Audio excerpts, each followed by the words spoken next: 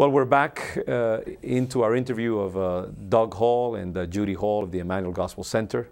And in our previous segment, we were speaking about different understandings of how revival is fostered, particularly in urban centers with lots of different ethnic groups. And we were pointing out the difference between and again, simplifying things, Pentecostal, charismatic point of view about revival and about God's visitation and transformation, and the kind of model that the Emmanuel Gospel Center, and I think other theologians and students of the city and urban ministry see that same kind of phenomenon. What are some of the observations that you would have regarding that? I mean, initially, all the churches that we worked with were Pentecostal.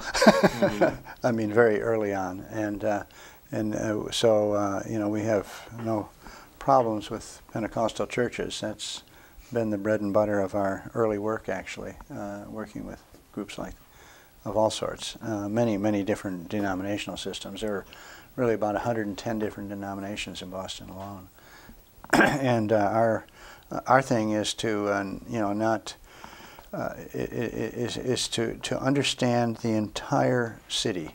How do you grow Christianity so that that you have more Christians in the city, percentage-wise, over the entire city? Not how many churches do we plant, not how many people do we win to Christ, but how do we grow the church over the whole city, which means everybody's involvements, all the different denominations, ethnic groups, and so forth.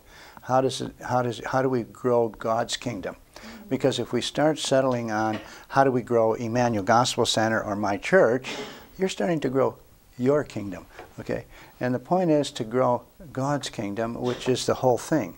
And so we try to keep track of, you know, every year, you know, how many churches are there in the city? Are they growing? What's going on? Where is it happening? What are the needs? How can they be met? And so forth.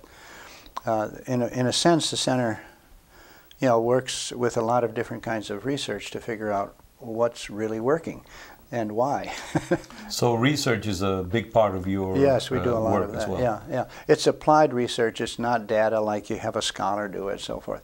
We're really trying to figure out how things actually happen, and in practical ways. And one of the most practical projects that you guys have undertaken, which has had great usefulness for the churches and other agencies that are trying to serve churches in the city, is the church registration project. I don't know how you call it, but I know you've gone through great work in finding out where the churches are located in Boston, getting their address, information about their ministries, staffing, and denominational background, and so on, and putting that all together into one massive data bank that has been very useful. Who came up with that idea, and how has that been?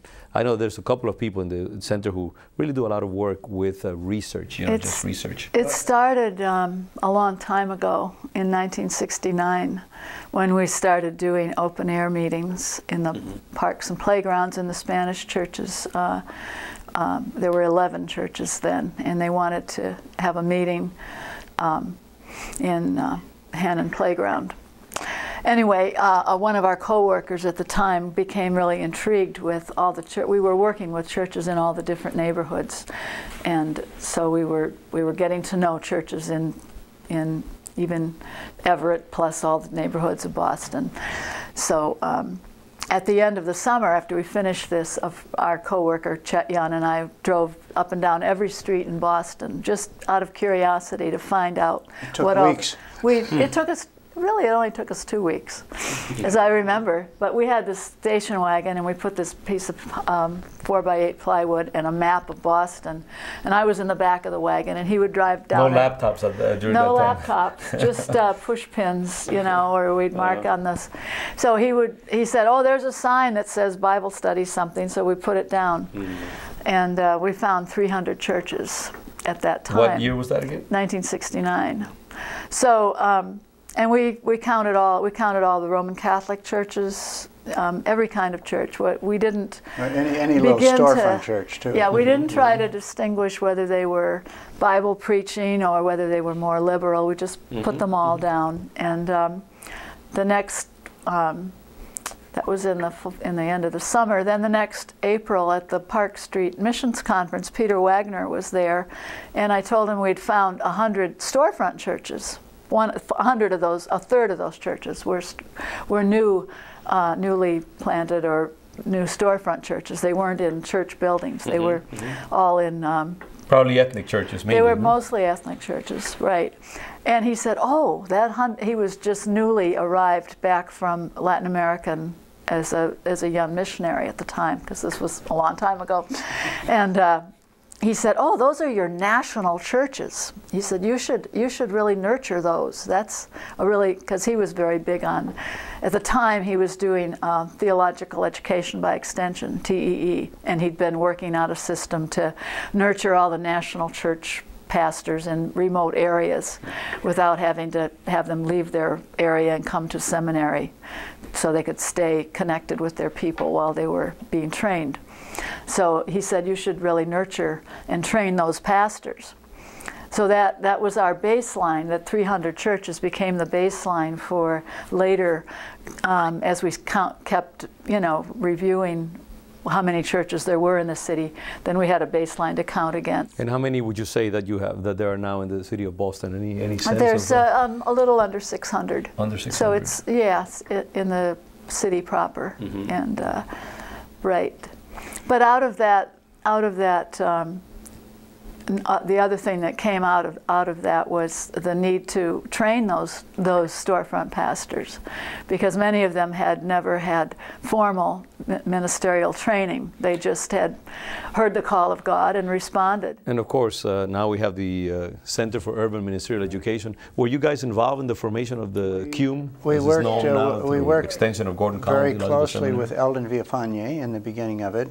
We originally worked with Dr. Haynes, who had the earliest vision for having, because he saw the seminary having left the city and gone out to Hamilton, and no longer were people in the city being trained with really solid Bible teaching.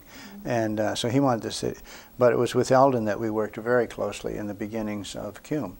And it turned out to be an incredible, it's an incredible urban ministry, C.U.M.E. is. Which has enriched pastors and church planters and lay people. Yeah, we work closely with them. A class on Monday night, for example, held this past Monday, had about 45 students in it. Only about 30% or less are Caucasian.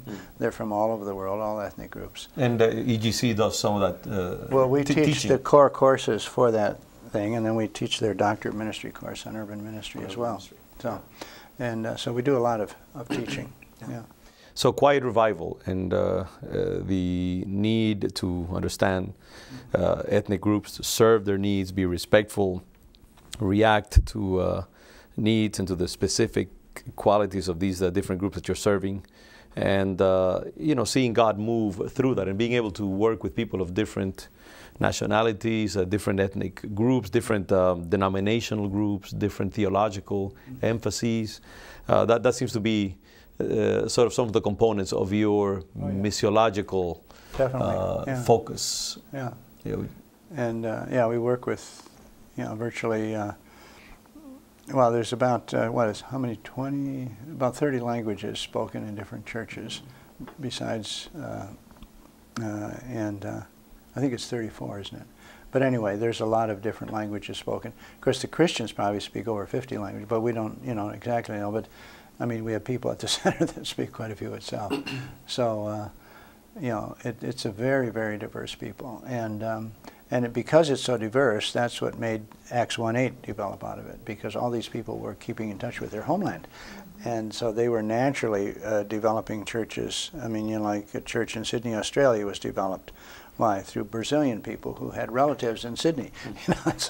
And so you can establish churches virtually any part of the world through this relational dynamic that exists in the city.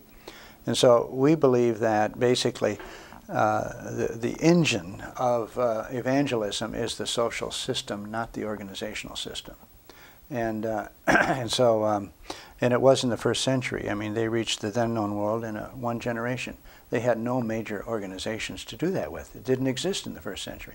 They used how the social system works, how the city operates, And so what we found was, my gosh, this works the same here today as it does then. Yeah, and so the Quiet Revival was extremely biblically oriented. Yeah, my own pastoral experience supports that understanding. And maybe in the next segment, let's take a break now, and let's talk a little bit about how these organic relationships lead to revival and to the spread of the gospel. So let's take a moment, and we'll be back shortly. Thank you.